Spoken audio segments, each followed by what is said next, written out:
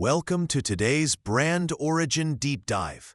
You've seen the phones, the TVs, the appliances, but did you know a secret archive, a dusty book, and an impossible building obsession shaped a global tech giant you know today?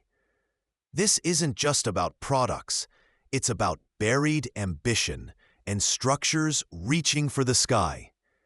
If you find value in this kind of storytelling, consider liking the video and subscribing. It helps more than you know. Let me know where you're watching from or your first memory of this brand in the comments below. Let's dive in and discover how it all began. You walk into a vast, echoing corporate archive, a space where the air hangs thick with dust and the silent weight of forgotten ambitions. Rows upon rows stretch before you, filled with pristine product prototypes behind glass, polished annual reports bound in leather, and carefully preserved marketing materials tracing decades of consumer history. This is the public face, the familiar narrative. But then, your hand finds something different. Tucked away on a shelf, almost obscured, sits a heavy, leather-bound volume, marked simply Project Summit Internal Study. It feels utterly out of place here. Older, carrying a different density than the glossy modern artifacts surrounding it. You trace a faint, almost invisible symbol etched into its worn cover, a geometric design you recognize faintly from burly, obscure Samsung logos, but twisted, elongated, hinting at verticality. This archive, it seems, holds the key to a different kind of history for the brand you thought you knew. Not of phones or TVs, but of steel, glass, and an impossible height. Analysts continue to question the reasoning behind this early, intense fixation, wondering if it was a strategic play or something far more personal to the founding vision. Brand historians still debate whether this pivot into heavy industry, marked by a significant early milestone in shipbuilding and construction, was always intended to fuel a later consumer empire, or if the ambition to touch the clouds became an unexpected, secret core buried beneath layers of familiar branding. You open the book, and the dust motes dance in the single shaft of light, filtering through a high window, revealing a blueprint unlike any public record, a structure of unimaginable scale.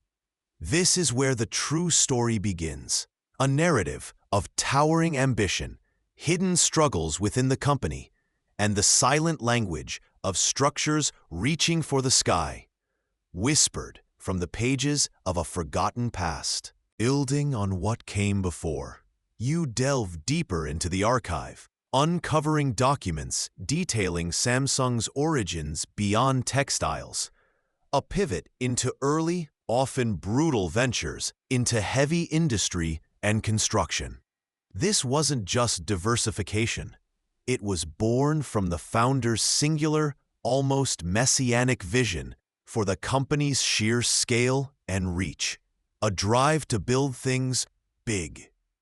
You see this ambition embodied in a specific, early project, the prototype for the Titan press, a massive industrial machine designed to shape colossal metal parts. It was intended to be the largest of its kind, a physical manifestation of verticality and power. Yet it ultimately failed, collapsing under its own immense weight during testing. A costly, early lesson in ambition outrunning engineering. Look closely at the blueprints and faded photographs of these early industrial endeavors. You start to notice something familiar. The recurring geometric symbol found on the Project Summit book isn't random. Its clean lines and upward-pointing structure echo the triangular supports of prototype cranes and the foundational shapes drawn for unbuilt bridges from this era. The sensory details of this period stand in stark contrast to modern Samsung's sleekness. You can almost smell the old grease, feel the rough texture of unfinished metal, hear the grinding, strained sound of early machinery fighting against gravity.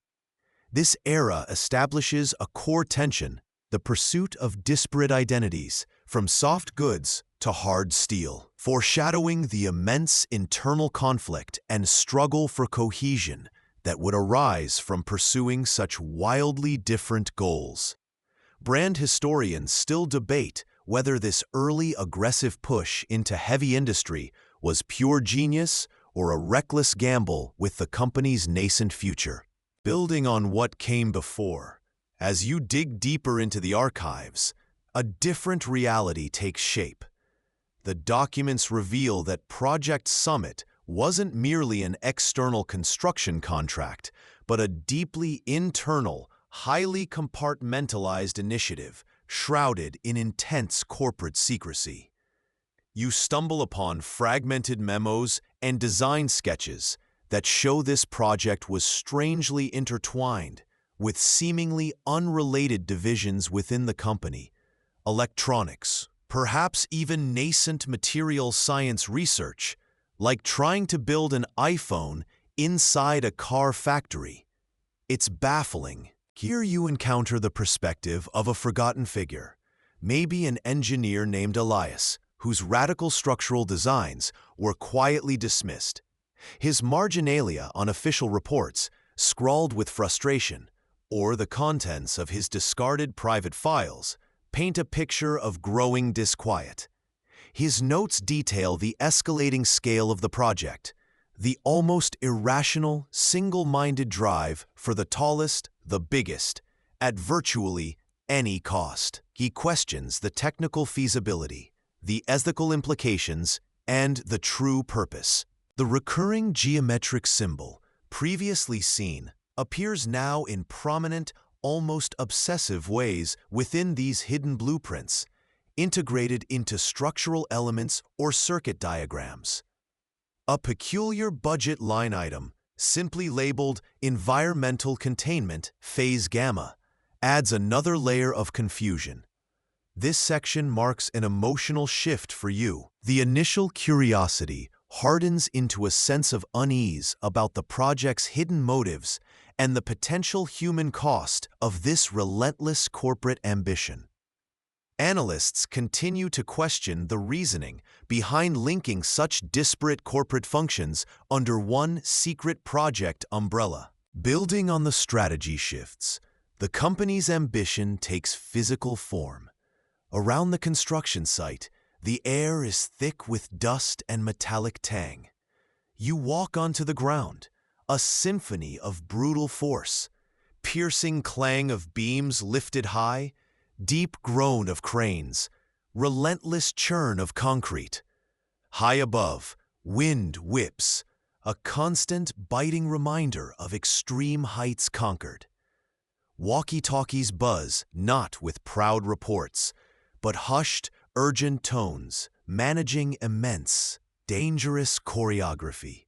This isn't just construction, it's raw ambition made physical. Yet back at headquarters, a strange silence hangs over the project's true purpose.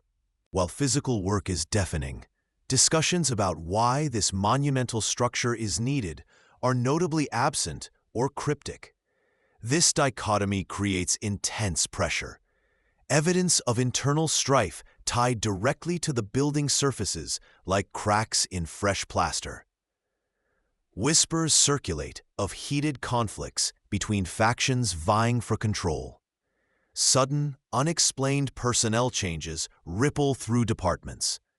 Mysterious financial maneuvers, large sums shifting budgets, fuel speculation. The tower becomes less triumph, more a physical manifestation of deep corporate anxiety and division. Look closely at the blueprints or the finished work. You might catch it. The geometric symbol, once a subtle logo element, is integrated into architectural details, facade patterns, steelwork lattice. a silent, hidden signature woven into the structure's fabric. Brand historians still debate whether the tower project was a strategic necessity or a symptom of unchecked corporate ego. As the building climbs towards the sky, pressure intensifies, foreshadowing a potential crisis waiting at the very summit, where the layers of silence might finally break. The structure stands complete, a gleaming beacon scraping the sky, a powerful symbol of national pride and technological prowess. You see the images plastered everywhere. Magazine covers, news segments, online streams hailing the summit project as an unparalleled achievement. But deep within the corporate archives, the narrative begins to fracture. Building on what came before, you uncover records detailing a low-profile crisis that unfolded just as the paint was drying. A critical technical issue concerning key structural components was flagged internally, quietly suppressed to meet the aggressive completion deadline. This is where we revisit Alex, the overlooked materials engineer whose concerns about integrity were dismissed earlier. The archive reveals their sudden early retirement wasn't voluntary. Alex refused to compromise safety and was sidelined, their dire warnings buried under layers of bureaucratic dismissal. The geometric symbol, initially a proud mark of innovation, now takes on a darker hue. Is it truly a badge of achievement, or the indelible scar left by ruthless ambition? Reaching the summit isn't the pure triumph the press portrays. Inside the upper offices, there's a distinct feeling of isolation, a heavy awareness of the hidden costs paid to stand so tall. Analysts continue to question the long-term structural implications of decisions made under pressure, and brand historians still debate the ethical fallout of suppressing Alex's report, a quirky detail found in a strangely reclassified memo deep within the digital vaults. This phase marks the immediate aftermath, revealing the lingering emotional weight the project's hidden reality placed upon the corporation's identity, leaving a truly ambiguous echo of success at the pinnacle. You close the Project Summit file, the dust motes dancing in the light filtering through the blinds. You look out at the city skyline, and there it is, the tower, a vertical exclamation point against the clouds. It stands as a monument to audacious ambition, a visible triumph of engineering and will. Yet, knowing the story, you see not just steel and glass, but layers of forgotten struggles, suppressed truths, and the intense human cost of its ascent. This tower, this seemingly impossible project, connects directly to the Samsung you know today. The relentless pursuit of innovation, the constant push against perceived limits, the drive to be the market leader. It feels coded into the corporate DNA, a direct descendant of that feverish race to build the tallest. Is the desire for the tallest still there? Analysts continue to question the reasoning behind its manifestation, but perhaps it's less about physical height now, and more about pixel density, processing speed, or global market share. That recurring geometric symbol, initially a hidden blueprint detail, is perhaps subtly visible in the precise lines of a modern smartphone or the curvature of a display, a silent echo of that hidden past. The emotional residue is complex.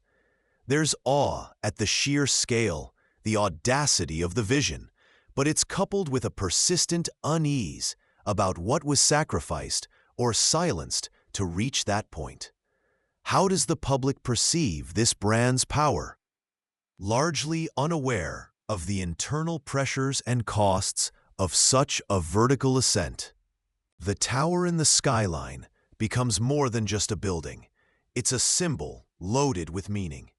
It leaves you and anyone who delves into this history with lingering questions.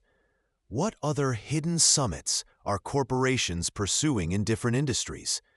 Is the drive for absolute height, whether physical or metaphorical, inherently tied to a loss of ground-level reality, a detachment from the people and processes below?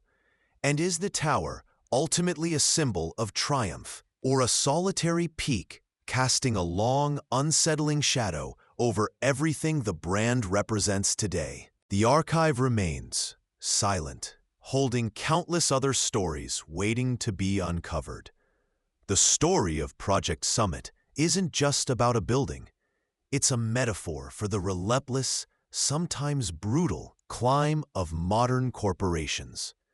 It's a powerful reminder that behind every sleek product, every global brand, there is a complex tapestry of human effort, strategic maneuvering, and often profound sacrifice. The legacy isn't just etched in steel and glass, but in the cultural symbolism the brand now carries, a blend of innovation, aspiration, and perhaps a hidden weight of history. Understanding this journey helps us see the brands around us not just as entities selling goods, but as ongoing narratives shaped by defining moments and the choices made along the way. It highlights the lessons learned, often the hard way, about the true cost of reaching for the top. And maybe, just maybe, the soul of a brand is never in its product, but in the people, stories, and stumbles that shape it.